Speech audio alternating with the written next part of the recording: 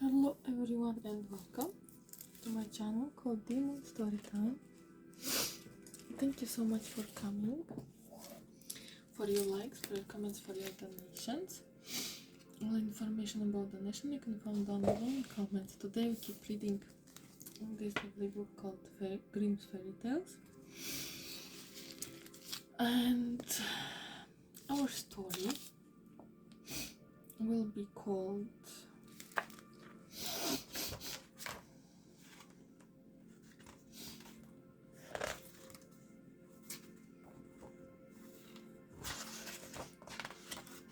Let's find it first. Tom Tom.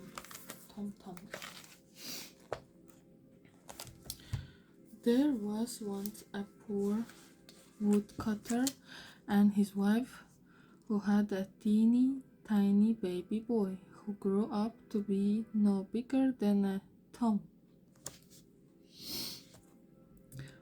Small as he was, the couple loved him dearly.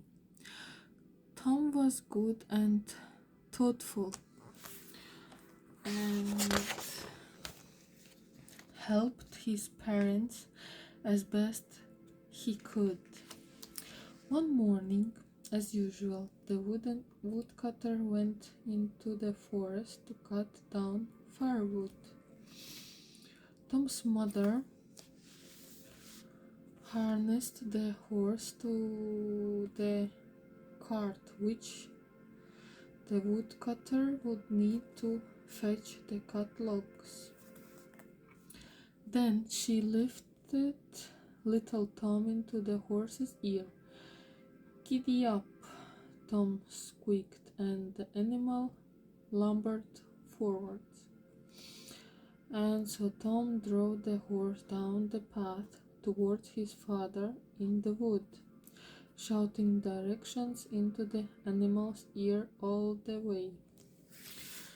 But it so happened that two strangers saw the horse as it pulled the cart through the trees. "How very strange," one said to the other. "I can see a cart going along, and I can hear a voice calling out to the horse, but I can't see anyone." Here is a drawing of the tiny boy and the horse and two men walking.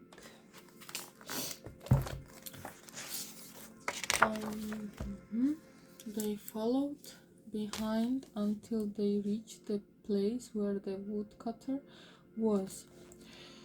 They saw the woodcutter take tiny Tom down from the horse's ear and sit him on a straw, where he perched merrily.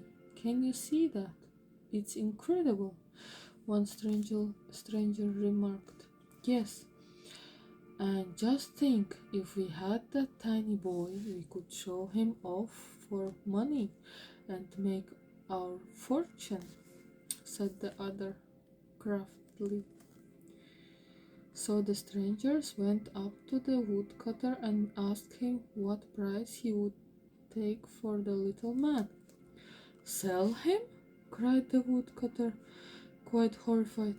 "Of course I won't. He's my son." But Tom crept up his father's coat onto his shoulder and whispered in his ear, "I have an idea, father. Sell me for as much money as you can. Don't worry, I'll come back to you. I promise." So the woodcutter trusted his tiny boy and sold him to the strangers for a whole bag of gold pieces. Tom said a cheery goodbye to his father and hopped up onto one of the strangers' hats, and off they went traveling down the road. The strangers walked till the sun was high in the sky. Then Tom said, "Let me get down for a bit to stretch my legs." So the man took off his hat and put Tom down by the side of the road, and he instantly ran off, out of sight. The strangers searched and searched, but they could not find Tom, for he had disappeared down a mouse hole. So they were forced to go on their way without him, sulky as can be. As soon as Tom saw they were gone, he came out of his hiding place. He set off back down the road until darkness began to fall. Then he came across an empty snail shell. "This is lucky," he said. "I can sleep here very well." And in he crept. Bright and early next morning, Tom set off towards home once more.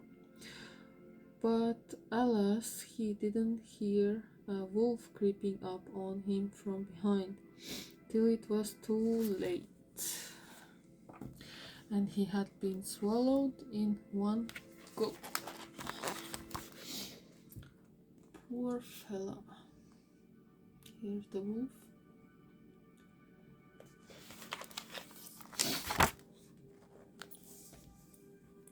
From inside the wolf's stomach, Tom felt the animal start to run in great bounds. He thought hard and quickly came up with a plan. "My friend," he called out as loud as he could, "I know where more tasty treats are to be found."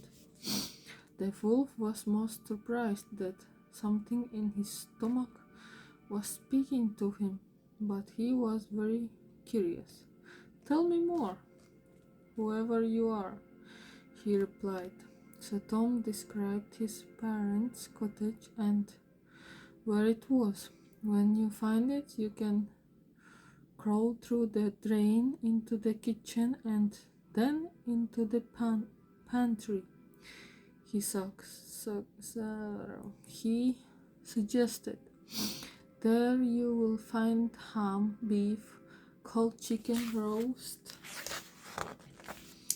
pig, cakes, apple cider, and everything that your heart can wish." For Tom was sure that the pantry would be well stocked. Now his parents had the bag of gold. The wolf did not need to be told twice.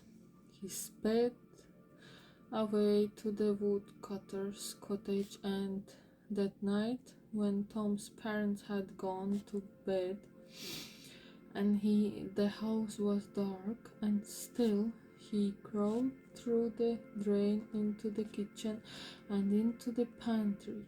There he ate and drank to his heart's content. Then he tried to squeeze out the way he had squeezed in, but he found that his stomach was now so big and full that he just would not fit, no matter how hard he tried.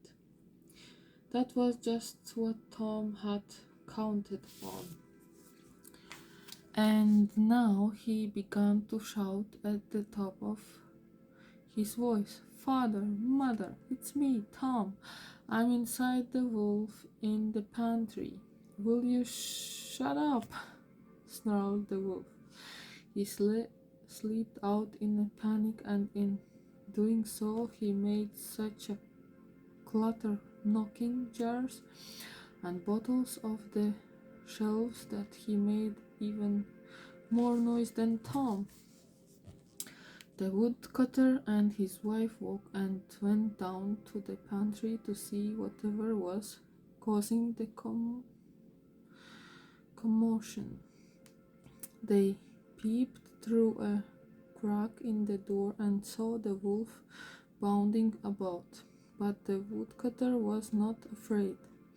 He was overjoyed to hear his son's tiny voice crying out, "Father, mother, I am here.